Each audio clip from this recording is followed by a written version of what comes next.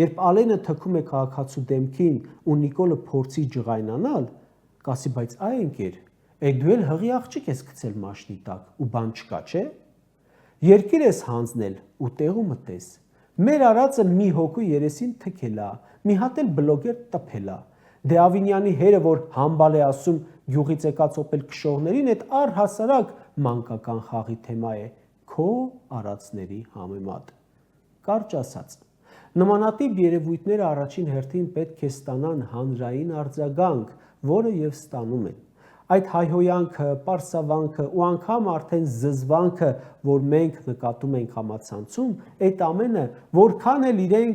իրենց համոզում են, որ գեներացվում է ինչ-որ կենտրոններում եւ այլն, դա ինքնախաբեություն է, հանրությունը չի կարող ընդունել 10 հոգով մեկին ծեծելը, որպես տղամարդկություն, ոչ էլ հղի կնոջ մեքենայի տակ գցելը, որ դե ինքն էլ ոնց որ մեղավորը։